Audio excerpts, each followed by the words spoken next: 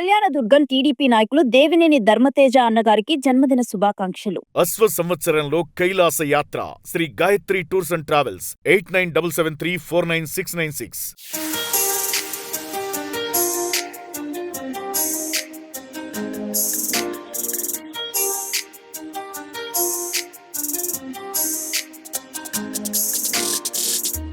నా పేరు ద్రోణాదుల వెంకట్రావు ఫ్రమ్ నెల్లూరు నుంచి వచ్చాను. మాది Jayalakshmi films south Indian banner నాది. అయితే ఈ మూవీలో ఏదైతే ఎర్రచీర ఉందో, ఎర్రచీర లాస్ట్ ప్రెస్ మీట్లో కూడా నేను చెప్పడం జరిగింది. 6వ తేదీ రిలీజ్ అయ్యే సినిమాలో ఎర్రచీర ఒక్కటే నిలబడుతుంది, మిగతా అన్ని పబ్లిక్లో ఇబ్బందికరమైన వాతావరణం చూస్తుందని.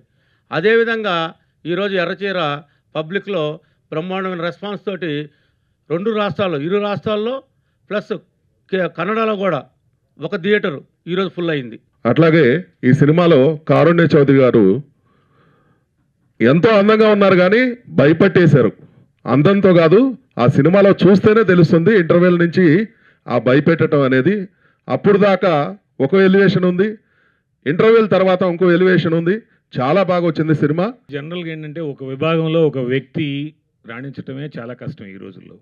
అలాంటిది ఒక నిర్మాతగా బాధ్యత తీసుకొని, దర్శకుడిగా, యాక్టర్గా, పబ్లిసిటీతోనే అన్నీ ముందుండి నడిపించిన సుమన్ బాబు సినిమా ఈరోజు చిన్న సినిమానే కానీ చాలా పెద్ద సినిమా అయింది. అలాగే IMDbలో 9 రేటింగ్ ఉంది. మొట్టమొదటి సినిమా 3 రోజుల తర్వాత, అంటే 6వ తారీఖు రిలీజ్ అయ్యి ఇవాళ 2 రోజులకి, థర్డ్ డేకి 9 రేటింగ్ IMDbలో ఉన్న మొట్టమొదటి సినిమా ఈ మధ్య కాలంలో.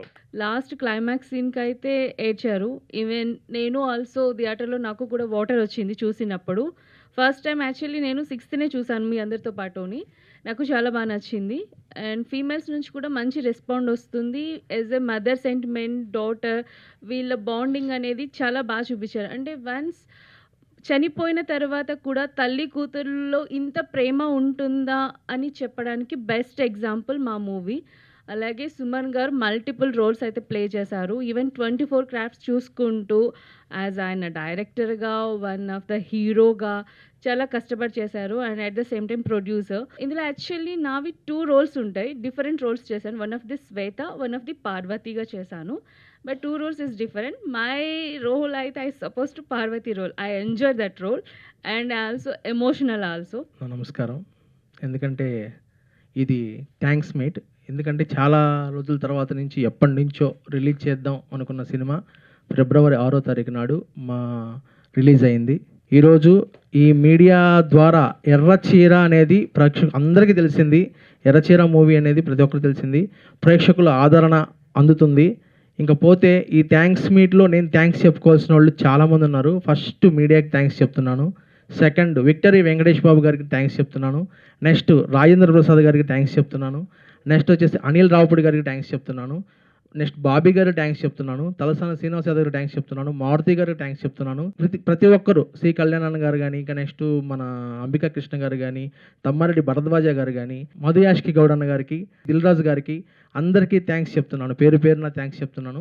మా ప్రమోద్ మ్యూజిక్ డైరెక్టర్ 2 సాంగ్స్తో ఉర్రు తొలగించాడు. నాకు ఇష్టమైన నా ఫేవరెట్ ముద్దు సాంగ్, తొలి ముద్దు సాంగ్ ఈరోజు ప్రేక్షకుల్లో ప్రతి థియేటర్లో ఆ సాంగ్ రాగానే చాలామంది ఎంజాయ్ చేశారు. నా దగ్గర వీడియోస్ కూడా ఉన్నాయి. ఆ సాంగ్ వచ్చిన ఎంజాయ్ చేశారు. B క్లాస్, C క్లాస్ సెంటర్లో ఆల్రెడీ ఆ సాంగ్ వచ్చినప్పుడల్లా మాస్ జనం మొత్తం, అంటే కింద బెంచి జనం కానీ, నేల జనం కానీ కంప్లీట్గా ఆ సాంగ్ వచ్చిన వల్ల ఎగురుతున్నారు. నేను చూశాను. అంటే నేను ప్రత్యేకంగా ఒక థియేటర్కి వెళ్ళి మాస్క్ పెట్టుకు మరి చూసి వచ్చాను. థియేటర్లో ఎంజాయ్ చేస్తున్నారు ప్రతి ఒక్కరు. బేసిక్గా ఆలీ గారు రావాల్సింది, వాళ్ళ ఆలీ గారు కాకినాడ షూటింగ్లో ఉన్నాడు. నెక్స్ట్ వచ్చేసి మహేష్ రావాల్సింది, మహేష్ వచ్చి అరకు షూటింగ్లో ఉన్నాడు. రఘుబాబున రావాల్సింది, మరి రఘుబాబున కూడా సడన్గా షూటింగ్ అయింది. నా సినిమాలో దగ్గర 23 మంది చేశారు. ప్రతి ఫ్రేమ్లో సుమన్ శెట్టి దగ్గర నుంచి మొత్తం అందరూ క్యాస్టింగ్ చేశారు. ఎర్రచీర ఈ ఫిబ్రవరి 6వ తారీఖు రిలీజ్ అయిన వాటిల్లో నెంబర్ 1గా రిలీజ్ అయిన సినిమా ఎర్రచీర. 250 స్క్రీన్స్ రిలీజ్ అయింది సినిమా మొత్తం. 250 స్క్రీన్స్లో అంటే సినిమా టాక్ వచ్చేసి సూపర్ హిట్ టాక్ని సొంతం చేసుకుంది. సెకండ్ హాఫ్ పీక్స్లో ఉందన్నారు. 3 monthsలోనే నేను మళ్ళీ రిలీజ్కి రెడీ అవుతున్నా కొత్త సినిమా రాముడా కృష్ణుడా. దానిలో కూడా ఒక main lead character, main heroine characterisation యాక్చువల్గా కారుణ్యనే అనుకుంటున్నాను. సెకండ్ వర్షన్ కూడా అది నేను ఇంకా ఫైనల్ కాలేదు. యాక్చువల్ త్వరలో నేను అనౌన్స్ చేయడం జరుగుతుంది. Thank you so much.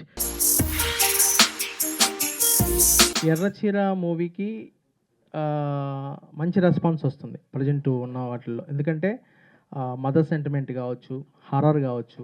మనం ఏంటంటే కాకపోతే ఎర్రచీర మూవీలో ఆడియన్స్ ఏం ఎక్స్పెక్ట్ చేశారంటే ఫుల్ హర్రర్ ఎక్స్పెక్ట్ చేశారు.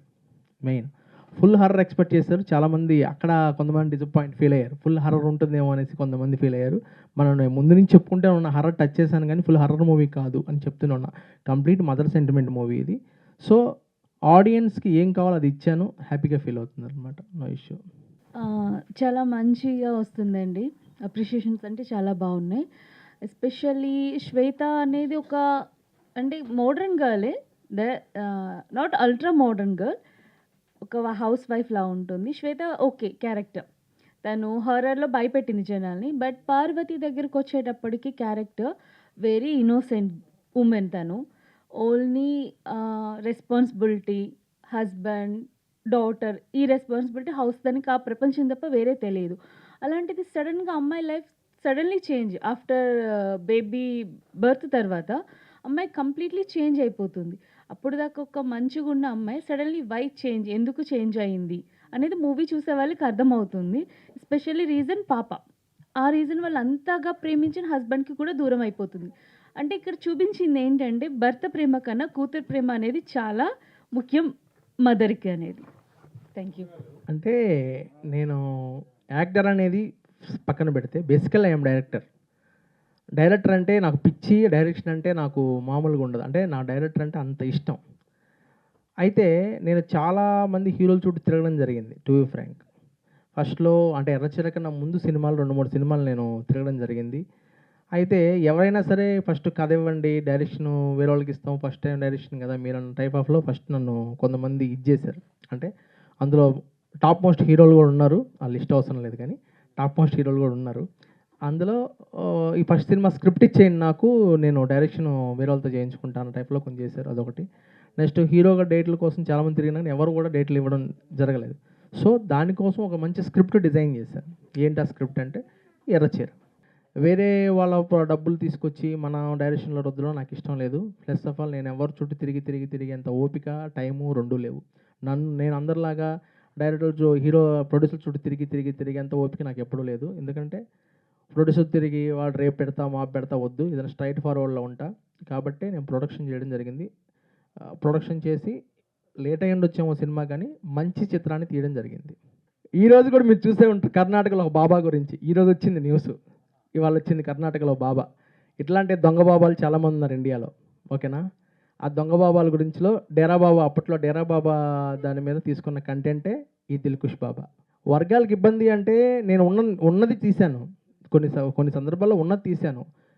అంటే చాలామంది ఏంటంటే గుడ్డిగా స్వామీజీల దగ్గరికి వెళ్ళడం జరుగుతుంది.